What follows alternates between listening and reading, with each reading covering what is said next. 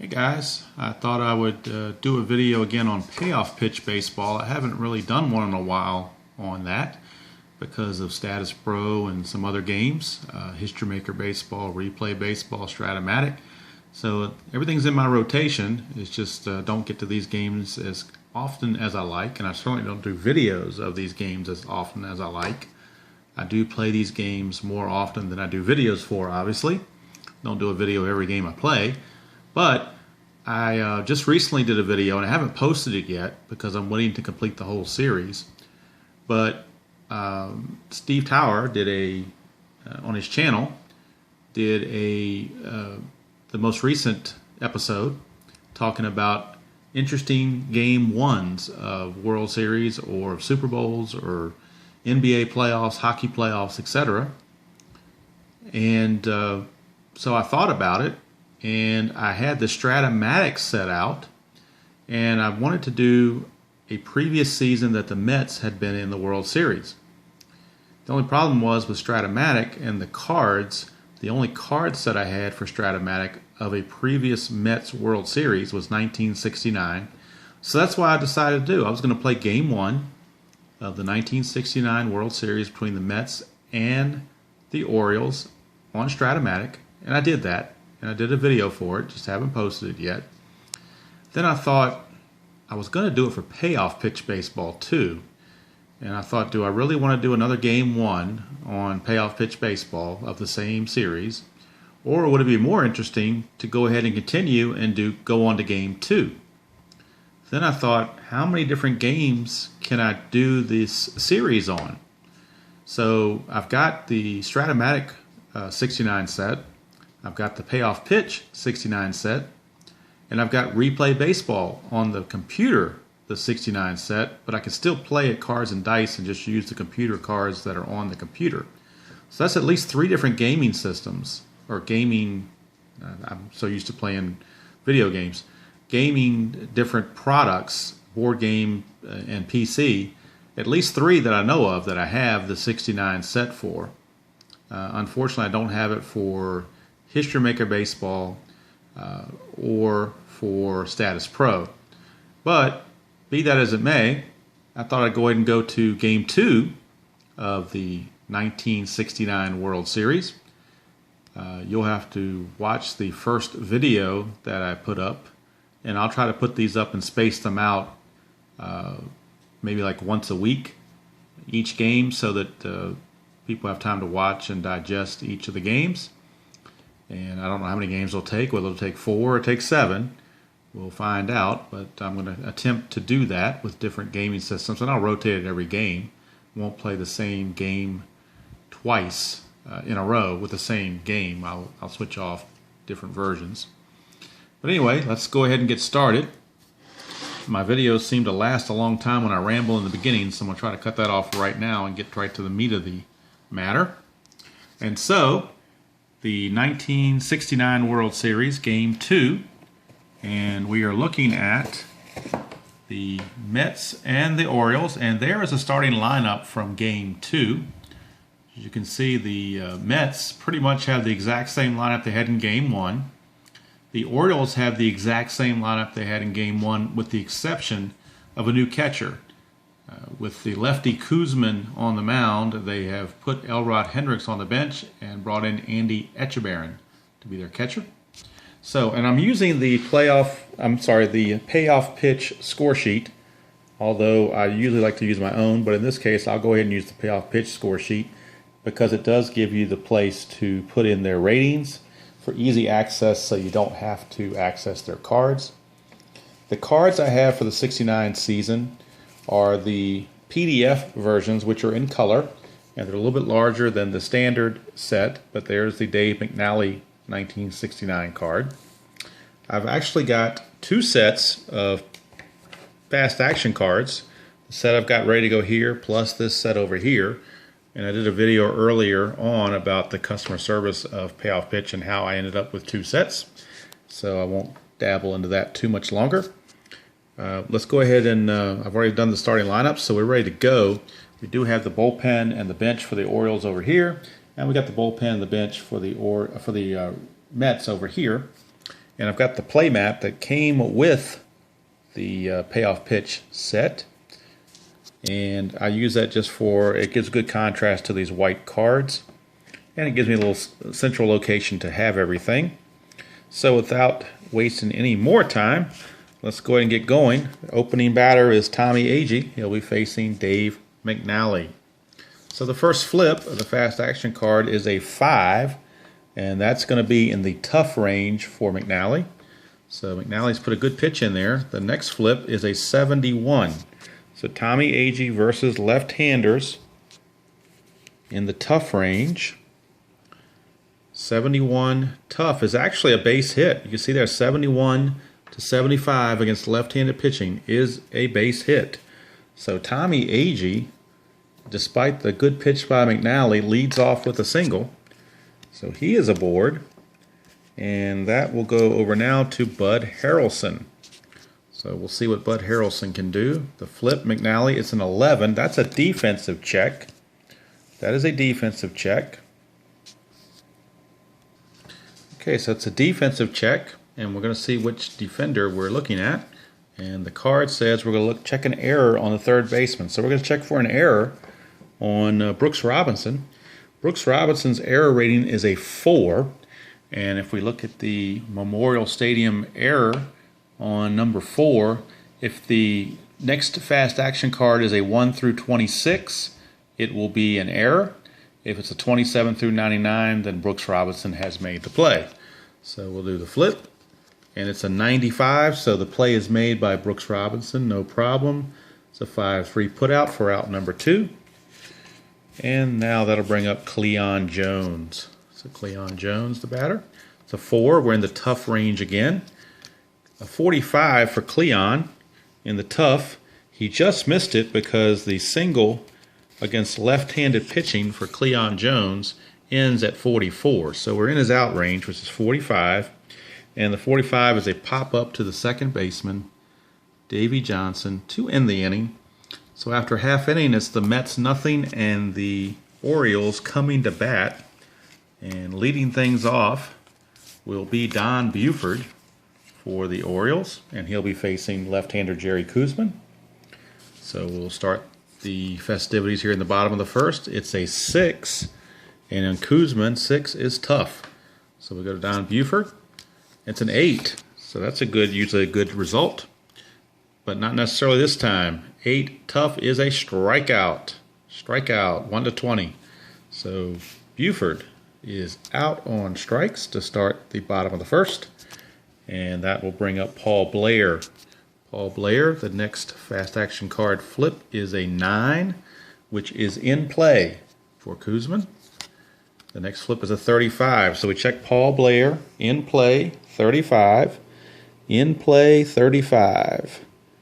And in play 35 is not in range. It only goes to 31, so that is an out. And in play 35, or out of 35, is a pop-up to third. So he pops it up to Ed Charles for out number 2. So Blair is retired, and that will bring up Frank Robinson. Flip is a 7. We're still in the tough range for Koosman. And the flip is a 79.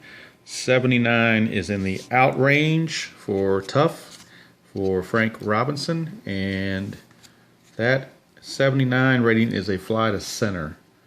So the inning is over, 3 up, 3 down. After 1 complete, it is the Mets nothing and the Orioles nothing.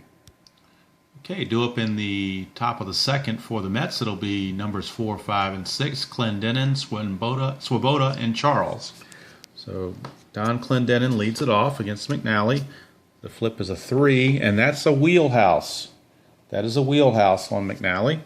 So the wheelhouse on Memorial Stadium, right-handed batter, which Clendenon is 1 to 54.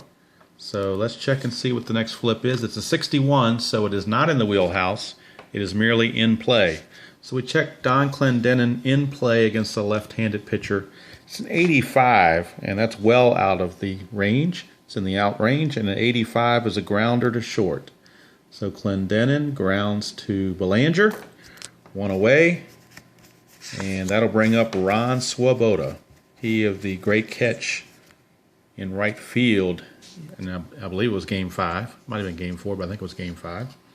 Anyway, the flip, it's a 6, which is tough for McNally. So he got a good pitch in there, and 30. So Swoboda, tough 30 is a strikeout. So low numbers when you're in the tough range are usually strikeouts. So there's 2 down for third baseman Ed Charles. And McNally on the flip. 6 is tough again. And it's a 7. And what we say about low numbers in the tough range, you guessed it, it is a strikeout. So inning is over. 1, 2, 3. Down go the Mets. And we go to the bottom of the second with the score. The Mets, nothing, and the Orioles, nothing. And coming up for the Orioles, numbers 4, 5, and 6, it'll be Boog Powell, Brooks Robinson, and Davey Johnson. But first of all, it'll be Boog Powell. Lefty on lefty matchup. Kuzman, a 7 is tough. Tough range. It's a 93. 93 is an out, and the out is a fly ball to right field. So Boog Powell flies out to right field for out number 1, and that'll bring up the third baseman, Brooks Robinson. Here's the flip. It's a 9, and 9 is in play on Kuzman, and it's a 91. So that's an out automatically when you get up that high. 91 is a fly to left, so there are 2 away. 2 up, 2 down, and that'll bring up Davey Johnson, who of course would later go on to manage the Mets in '86 to the World Series. Here's the flip. It's a 6. We're still in the tough range for Kuzman, and it's a 38. 38 in the tough range for Davey Johnson is actually a base hit. 38 to 50 for Johnson is a base hit. So Davey Johnson gets the first Oriole hit, and he will motor on to first base. Still 2 outs, and batting next is the catcher, Andy Etchebarren. So we'll see what he can do. Kuzman, a 10. 10 is patient, so that means it's a possibility of a walk here. The flip is a 48, and if we look at the Andy Etchebarren's card versus left-handed pitching in the patient range, 48 is actually a base hit. So it's a base hit. Now we need to flip and see if Johnson gets 1 base or 2. And the flip is a long single into the gap in center field. Runner on first, advance 1 base. So Johnson only got the 1 base, so he will stop at second with 2 outs. And that will bring up the shortstop, Mark Belanger. So Belanger has a chance now to put the Orioles on top. So we'll see what happens here. It's a 9, and a 9 is in play. So Belanger is going to go off the in play of his card, but it's a 75. So 75 means that's an out, and it's a fly ball to center field to end the inning. So after 2 complete, it's the Mets nothing and the Orioles nothing. Top of the third, and for the Orioles, it'll be the bottom third of the order. Jerry Grody, Al Weiss, and Jerry Kuzman to face Dave McNally. So here's the first pitch. It's a 7, and a 7 is in play. So Jerry Grody gets an in-play roll or flip. It's a 46. In play, 46 is in the out range, though. That's a pop-up to the shortstop, Belanger. And there's 1 away. And that'll bring up the second baseman, Al Weiss. So Al Weiss, it's an 8. The flip is an 8, which is in play again off of McNally. And it's a 40. So Al Weiss, in play 40, that's an out also. And that's a ground ball to Boog Powell. He'll take it himself for 2 down. And that'll bring up the pitcher, Jerry Kuzman. And he uses batting card 1. The pitcher batting card 1. Pitcher batting card 1. So we'll put this right up here where we can see it. There's that left-hand column is pitching card, hitter card 1. So that's what we'll be referring to. Here's McNally. It's a 4. That's tough. Well, when you're in the tough range against a left-handed, well, against any batter, tough, Pitcher number 1, tough, 1 through 99 is a strikeout, so there's no need to even flip another card. Koosman is out on strikes. So 3 up, 3 down for the Mets here in the top of the third. And we go to the bottom of the third with still no score. Due up for the Orioles in the bottom of the third. It'll be the pitcher spot, Dave McNally, and then the top of the order, Buford and Blair. So McNally, on his card, he uses batting card number 4. So we'll pull out that card again, and we'll be looking at pitcher hitting card number 4 for the results. And we'll see what Koosman can do with that. It's a 5, so we're in the tough range, which is, again, a strikeout. Pretty much, pitcher hitting cards, if the pitcher flips a tough result, it's pretty much guaranteed to be a strikeout, unless he's a really, really, really good hitting pitcher. But in this case, McNally is out on strikes, 1 away. And we go back to the top of the order, and Don Buford. Koosman, a 3 is the ballpark rating. So ballpark rating. So what we're going to do with that is find out if we're doing a range check or an error check. We do the flip, and it's an error on the center fielder. That's what we're checking for. We're checking to see if the center fielder made an error. Tommy Agee is an error rating 3. So on the card, an error rating 3 is a 1 through 35 is an error. Anything else is an out. So we'll flip the fat card. It's an 83, so Agee made the play, no problem, 2 down. That will bring up Paul Blair. So Paul Blair is up. The flip is an 8, which is in play. And Blair, 61 on the in play, is an out. And that is a fly ball to Swoboda in right to end the inning. So the Orioles go down in order in the third. And after 3 complete from Memorial Stadium, it is the Mets nothing and the Orioles nothing. All right, top of the fourth. Here at Memorial Stadium, the Mets will bring up the top of the order, Agee, Harrelson, and Jones. And after 3 innings, it is advised to reshuffle the deck, the fast action deck, and flip it over since it's 2-sided to help with the randomness of the results. Try to get more random numbers and not get the same numbers over and over. So that is what we've done. And now Tommy Agee is up, and he will face Dave McNally. Here's the flip. It's previous, but there is no previous because we just flipped the deck for the first time. So we'll flip again. It's an 8. 8 is in play off of McNally. So Agee on the in play, 32. 32 in play against McNally. He just missed it. A 31 would have been a hit. Instead it's 32, and he lines it to Davy Johnson at second base for 1 out, and L4 is the first out, and that'll bring up Bud Harrelson. Harrelson is up. It's a 6, which is in the tough range, and an 83, so that is a ground ball to second base. 4-3 put out, 2 down. And I'm trying to maybe not show every single result on the card to save some time. Trust me, I'm just reading them off. I'm not trying to jimmy the results to fit my taste because I don't really care who wins this game. I just want to play it out for fun. So here's Cleon Jones, and he'll be facing McNally. It's an 11, and we're back to a defensive check. So we see which defender had made the error, or check on an error, and it's third base again. So Brooks Robinson is being checked again for third base error, and he is a 4. So again, we go over to the error range, and it's 1 to 26. 1 to 26 is an error. Anything else is not an error. The next fast action card flip is a 71, so Brooks handled that easily, and Jones is out, and so are the Mets. 1, 2, 3 here in the top of the fourth. We go to the bottom of the fourth, still no score.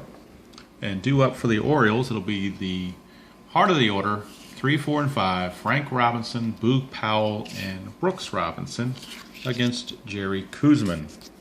So Koosman with the pitch. It's an 11, and we're on defense, so we're going to check a defensive check against the Mets this time. And that's an error on the third baseman check for Ed Charles. Ed Charles, if we go over to our score sheet, Ed Charles is an F rated. I'm sorry, he is a 2 rated error rating is a 2. His error rating is a 2. So we're going to check 2 on the error, and that range goes up a bit when you're a 2. It's 1 to 50 now. Remember, Brooks was 1 to 26 because he was a 4. But Charles, not nearly as good of a defender. His is 1 to 50, so he's got a better chance of making an error here. So 1 to 50 is our check here, and the flip is a 95, so Charles got out of it and was able to handle the play for out number 1. But you can see where the error ratings come into play in this game with the defense checks. So here is Kuzman. It's a 4, which is patient. It's a 45. Boop Powell, patient 45 against a left-handed pitcher is a base hit. So Boop Powell does not walk, he gets a base hit. So Powell is aboard with a 1-out single, and that will bring up Brooks Robinson. The flip is a 6, which is in the tough range for Kuzman, and it's an 8. And what do we say about low numbers and tough? It's a strikeout. So Brooks Robinson struck him out. 2 down. Kuzman bearing down here. Here's Davey Johnson. It's a 9, which is in play. 9 is in play, and it's an 86. 86 is a ground ball to short. It's actually going to be a fielder's choice. Johnson makes the 3rd out on a 6-4 fielder's choice. Inning is over. We have played 4 complete from Memorial Stadium, and we are still scoreless. Top of the 5th, and it's the 4, 5, and 6 batters again. Clendenon, Swoboda, and Charles. Facing Dave McNally. McNally with the pitch. It's a 6, which is in the tough range. And it's a 37. Clendenon, tough 37 is a strikeout. You can see in his range 1 to 76 would be a strikeout. So Clendenon not able to handle that tough pitch. He is out of there. And there's 1 away for Ron Swoboda. It's a 9, which is patient. 25. Swoboda, patient. 25 is a walk. Usually the same way tough, low numbers for tough equal strikeout. Usually low numbers for patient equal walks. So Swoboda with a 1-out walk. And that will bring up 3rd baseman Ed Charles. See what he can do. It's a 6, which is tough. And it's a 30. Charles, tough 30 is a strikeout. So 2 down. 2 down. And that will bring up Jerry Grody, the catcher, with Swoboda still on first, 2 outs. Here's the flip. It's a 6, which is tough for McNally. And the random number is a 94, so Jerry Grody flies to left, and the inning is over. So we go to the bottom of the 5th. We are still scoreless from Memorial Stadium. And leading off for the Orioles, it'll be the bottom 3rd of their order. Etchebarren, Belanger, and McNally. So Etchebarren will start things off against Jerry Kuzman. Put Kuzman back in his place. There we go. So now the flip is a 2, and a 2 is a ballpark rating. So ballpark rating, we're going to check about whether or not there is a wheelhouse play or an in-play opportunity. And Andy Etchebarren is a right-handed batter, which is, according to this chart, is a 1 to 54. So 1 to 54 would put him in the wheelhouse. So we'll flip. It's a 73, so it's just an in-play. So now let's see what the in-play result is. It's a 97, and that's a fly ball to left field for Etchebarren. So Kuzman escapes that one without any harm. That will bring up Mark Belanger. It's a 7, which puts it in the tough range, and an 85. 85 is a ground ball to short. So there are 2 away. And that brings up the pitcher, Dave McNally. And McNally, of course, is hitting off of pitcher card number 4. So we'll have pitcher card number 4 up there. And let's see what Kuzman does. If he puts it in the tough range, it's going to be a strikeout automatically. It's a 7, which is in the tough range, so we don't have to consult the card. It's an automatic strikeout. So McNally is done. And at the end of 5 complete, we are still scoreless from Memorial Stadium. Pitchers duel here at Memorial Stadium, and the bottom of the order coming up, Al Weiss, Jerry Koosman, and Tommy Agee for the Mets. First pitch from McNally is a 5, which is in the tough range. And the flip is a 99, so that is an automatic out, a fly ball to right. If you flip a 99, you're out, forget it. So Al Weiss is out, and now that brings up Koosman, who is off pitcher hitting card number 1. Pitcher hitting card number 1, so we'll see what McNally does. It's a 5. 5 is in the tough range. McNally strikes out. You don't even have to consult the card. So, I'm sorry, Koosman strikes out. So there's 2 away. Back to the top of the order, and Tommy Agee. A 7 is in play, and the in-play flip is a 24. 24 in play against a left-handed pitcher is a base hit for Tommy Agee. So Tommy Agee with a 2-out single, and that will bring up Bud Harrelson. Harrelson, a 6 is tough. 18 the tough range. What do we say about low numbers in tough? Strike out. So the 6th inning is done. We are still scoreless. We go to the bottom of the 6th here at Memorial Stadium. And coming up for the Orioles, it'll be the top of the order, Buford, Blair, and Robinson. So Don Buford steps to the plate against Koosman. The flip is a 12. 12 is the wheelhouse. So Buford gets a pitch maybe to his liking. We flip. It's a 68. So that's not going to help in the wheelhouse. A 68 is too high for that. It's simply a ground ball to short. So Buford missed his pitch. It was laid in there by Koosman, a mistake pitch, but he missed it. There's 1 away. Here's Blair. It's an 11, so it's a defense. So we're going to flip, and it's an error second baseman this time. So we're going to check Davey Johnson's error rating, which is a 4, so he's a good fielder also, same as Brooks Robinson. We're still back to the 1 to 26. So the flip of the next fast action card is a 55. And the 55 means that Davey Johnson made the play. So, I'm sorry, not Davey Johnson. I'm getting confused here. This is the second baseman, Al Weiss. Al Weiss is a 2. Al Weiss is a 2, so I'm glad I caught that. And a 2 is a 1 to 50, so the 55 still means he's out. So, Al Weiss made the play on Blair. Well, I tell you, get going on these things, you forget who is playing where. So, when you're doing a video especially. So sorry about that, folks, but at least I got it corrected before anything was misrepresented. So there's a second out, and that'll bring up Frank Robinson. 11, which is another defensive check. So now the next flip is an error shortstop. So we're going to check Bud Harrelson. He is an error rated 3, which is a 1 to 35. So the next flip, if it's a 1 to 35, he has made an error. Otherwise, he made the play. The flip is a 79. So Harrelson has made the play. 3 up, 3 down. And after 6 complete from Memorial Stadium, we are still scoreless. Okay, top of the 7th, and we have numbers 3, 4, and 5 coming up. Cleon Jones, Clendenon, and Swoboda. And since we've finished another set of 3 innings, I have gone ahead and shuffled the deck again and flipped it over, so we're ready for fresh results. Dave McNally facing Cleon Jones. The first flip is a 6, which is in the tough range for McNally. And the next flip is a 30. Tough 30 for Cleon Jones is actually a base hit. Cleon Jones, 26 to 44 is a single. So Cleon Jones leads off with a base hit to start the 7th, and that'll bring up the powerful, dangerous Don Clendenon.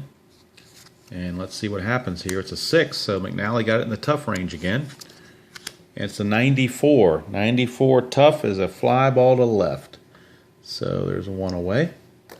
So McNally got through Clendenon. 1 down for Ron Swoboda. It's a 2, which is in play off of McNally's card. And it's a 24. So an in play 24 is a base hit. 8 to 29 there. So it's a base hit. Now the question is, does Cleon Jones stop at second or does it go to third? The flip says runner on first base advances just one base. So Cleon Jones will stop at second off the single from Swoboda. Runners at first and second, one out. Mets might have something going here. Here is Ed Charles. And the flip is a 9, which is patient on McNally. And the flip for patient is a 70. 70, that's in the out range. 70 says fly ball to center field. So it's a fly ball to center field. And there is now 2 outs. And that will bring up Jerry Grody. Jerry Grody. Before I do that, though, I need to flip and see what kind of fly ball. If it's deep enough, I might be able to send Jones to third. So we're going to check on the next flip. We're going to check right here under the out for outfielder and see if it says deep fly or regular fly. It says short fly, so that eliminates that choice right away, in case anybody was thinking about the runner moving up. So now Jerry Grody is up with 2 on and 2 outs. Jerry Grody against McNally. It's a 10. 10 is patient. 10 is patient. The flip is an 11, and that means low number patient means it's a walk. So Grody has walked to load the bases. And that'll bring up Al Weiss. Al Weiss is up here in the top of the 7th. Base is loaded. And now Gil Hodges is mulling over a pinch hitter for Al Weiss, who is a light-hitting infielder. And we may be looking at a pinch hitter. Looking over the bench here. Don't know if they have anyone that they can feel comfortable going to. Most of their good pinch hitters are left-handed. So it looks like they're going to stick with who they have in Al Weiss. So they mulled over the options, didn't like them, so we're going to stick with Al Weiss. So here comes Al Weiss facing McNally. It's a 2, which is in play. It's a 66. In play, 66 is an out no matter who was batting. It's a ground ball to short. Ends up being a fielder's choice, 6-4, to retire Grody to end the inning.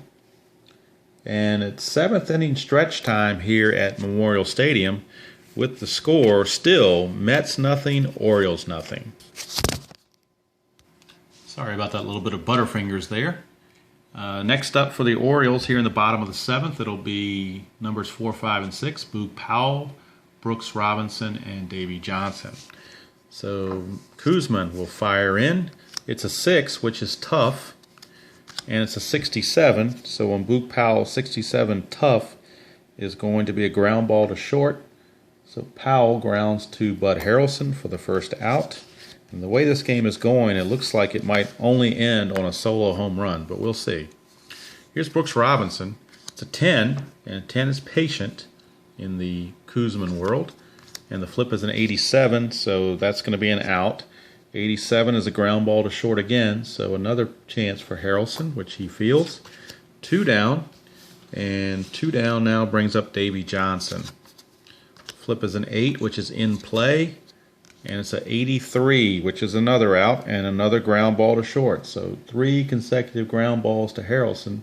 Ends the 7th very quickly. We go to the 8th, still no score. Okay, top of the 8th, and for the Mets, it'll be the it'll be the pitcher, Jerry Kuzman, due up, and then Agee and Harrelson. And the question is, do they stick with Kuzman or do they pinch hit? And Kuzman's fatigue rating actually goes to an 8, so he's able to pitch 1 more inning. Same with McNally. His fatigue rating also is an 8. So with Kuzman now, they've got a good bullpen, so they're going to go ahead and pinch hit for Kuzman. Try to get some offense going here. And the pinch hitter in this case is going to be, as we scroll through their possibilities of pinch hitters, don't want to use the last of the, you don't want to use your backup catcher, so Duffy Dyer is not going to be available. But it looks like the right-hander that they're going to go to is going to be none other than, it's actually a switch hitter, Rod Gaspar. So Rod Gaspar is a pinch hitter for the Mets. Rod Gaspar. So Gaspar is going to hit now for Kuzman here in the 8th. So McNally will be facing Gaspar to lead off. The flip for McNally is an 11, so it's a defense check.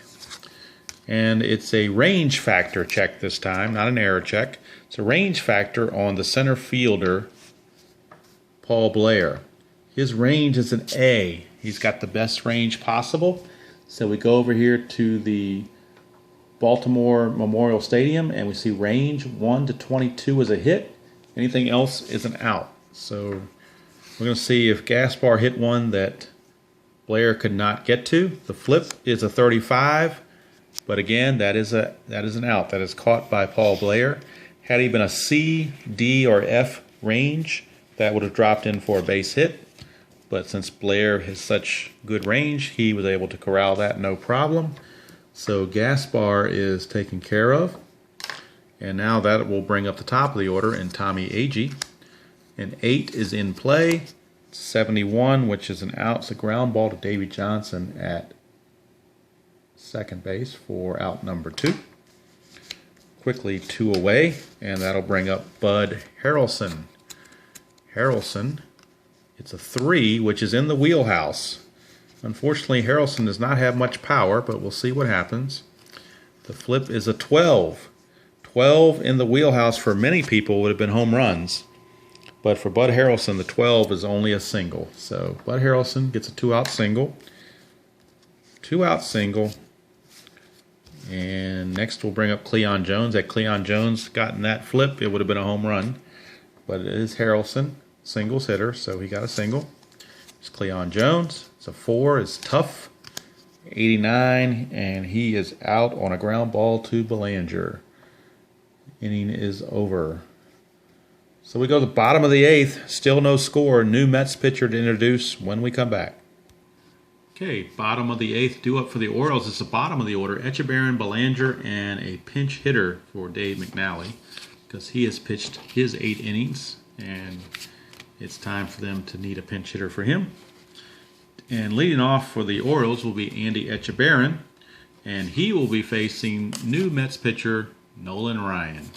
So Nolan Ryan is in to pitch to Andy Etchebarren. Etchebarren, they could pinch hit for Etchebarren, but they're going to go ahead and leave him in there. Etchebarren will start off against Ryan. 6 is actually patient on Ryan's card. And the flip is a 22. 22 patient is a walk. So Etchebarren draws a leadoff walk. Leadoff walk for Etchebarren. Belanger is up in a obvious bunting situation, sacrifice situation. So the bunting situation on the fast action cards, you can see in the bottom corner here, depending on whether the batter is an A, B, C, D, or F bunter. Belanger is a C bunter, so which is about average. So we'll flip the next card and see what the sacrifice bunt is, whether it's a successful sacrifice or whether he gets the lead runner out or so forth. So the flip, it is a sacrifice back. It's SH, so it's a successful sacrifice. The bottom letter here tells you who fielded it, so it's a bunt back to Nolan Ryan. So it's a sacrifice hit 1 to 3, and Etchebarren will move up to second base with 1 out. And now the pitcher spot is up, but of course McNally will not hit. The Orioles will go to their bench and call on left-handed hitting Dave May. So Dave May is on to pinch hit for McNally here in the bottom of the 8th. Big spot. for Dave May. So we'll see what he can do against Ryan. It's an 8, and that's a tough on Ryan's card. So the next flip is a 55. 55 tough against right-handers. Dave May actually got a base hit. You can see against left-handers he would have struck out 1-99, but this is a 47-56 as a single. So that is a base hit, and with Etchebarren at second, let's see if the hit is able to score him. And it says, runner on second scores. Runner on second scores. So Etchebarren will come in to score on the pinch hit single by Dave May. And the Orioles now lead it 1-0. So a big pinch hit there by Dave May. And they've finally broken the scoreboard and dented the scoreboard. And now they lead 1-0. Here's Don Buford against Ryan. 8 is tough. Flip is a 99. That's a fly ball to right for out number 2. So 2 down, and that'll bring up Paul Blair. Paul Blair, 8 is tough. 11, and what we say about low numbers and tough, it is a strikeout. So the inning is over, but the Orioles pick up the all-important run here in the bottom of the 8th. And after 8 complete here at Memorial Stadium, it's the Orioles 1, the Mets nothing. Okay, we're ready for the top of the 9th. Some bookkeeping I forgot to go over. And the line on Jerry Koosman, he went 7 innings, gave up 3 hits, no runs, didn't walk anybody, struck out 4. Nolan Ryan so far has pitched the 1 inning, given up 1 hit, and the 1 vital run. He has a walk and a strikeout. McNally went 8 innings, gave up 5 hits, no runs, walked 2, struck out 7. And the new Oriole pitcher trying to close the door here is right-hander Dick Hall. And with the right-hander coming on, scheduled for the Mets was right-handed hitting Don Clendenin, but he is going to be pinch hit for by Ed Kranepool, left-hander hitter Ed Kranepool. And batting third in the order, scheduled to bat third, is Ed Charles, a right-hander. But Charles will be pinch hit for by Ken Boswell, a left-hander. So we'll get Boswell in there. So Boswell is now in there. And on the big board, I've updated the lineups.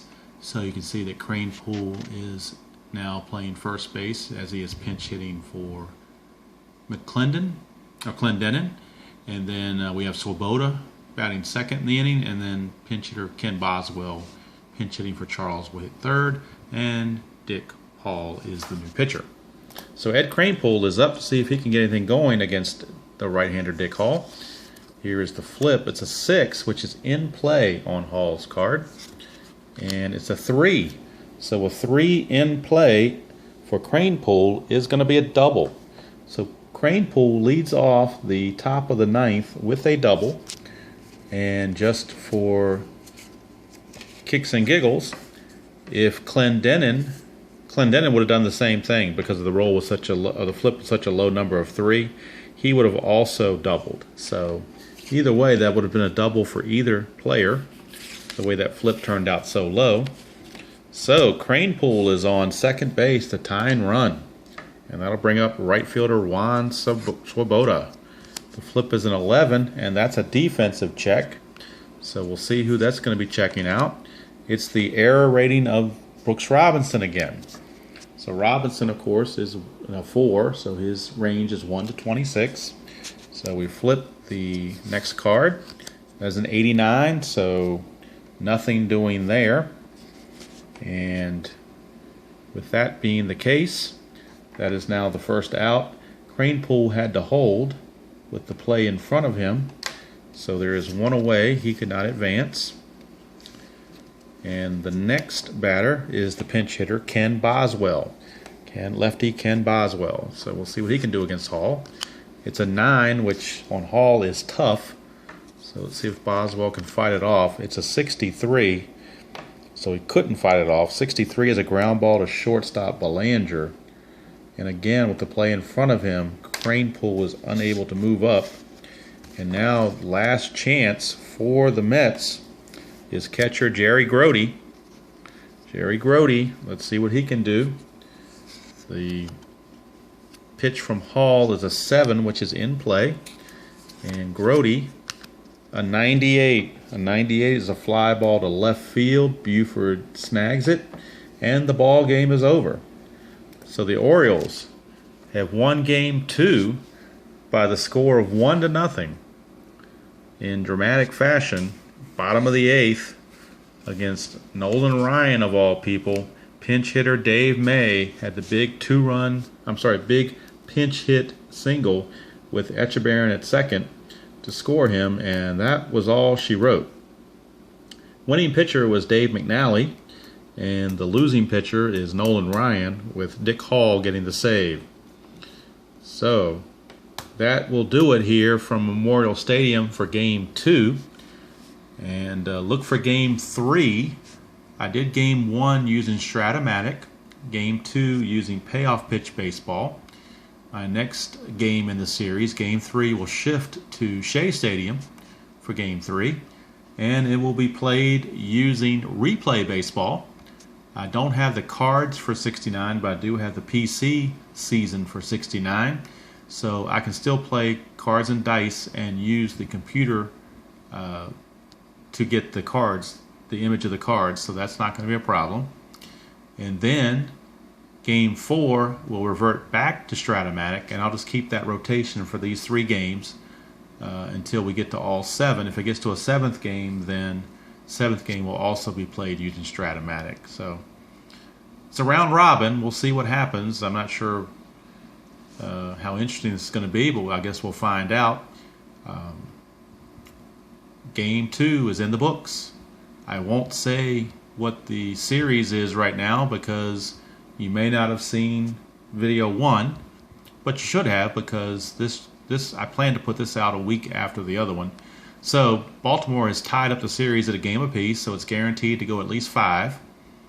And now, like I said, the scene shifts to Shea Stadium for Games 3, 4, and 5. And this is exactly what happened in the real 69 World Series, except it was reversed. Mets lost Game 1 and won Game 2. In this one, in a replay, the Mets won Game 1 and lost Game 2. But either way, it's tied 1-1 as we head to Shea, just as it was in 1969.